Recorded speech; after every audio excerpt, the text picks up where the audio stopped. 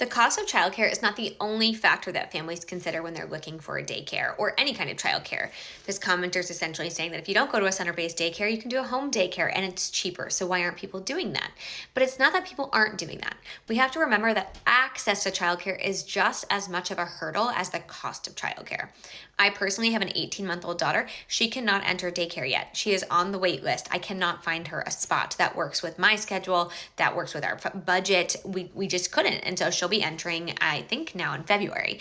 But it was impossible trying to find her a daycare spot. We have done everything here. We've had a nanny, we've had part-time nanny, we've done in-home, we've done center-based, we've done town-based, we've done all kinds of daycare centers because we have 4 kids and none of them can take all of our kids at one time. That has never been an option for us. We've never been able to enroll all of our children in one daycare because we became parents 6 months before the pandemic. And so while we had access to childcare before, it became much more difficult to find childcare after. Many daycares have closed.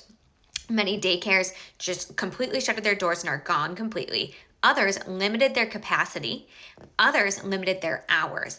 I found that home daycares in particular have very limited hours. The ones in my town typically close at like 4:30 or 5, and half of them don't even open on Fridays, which is not an option for my husband and I. It will not work with our work schedules. So while it's more affordable, it doesn't actually work for us. And so families have so many things to consider when it comes to finding childcare. They have to consider, is it accessible? Like, can they get to it? Can they pay for it? Is there a spot available?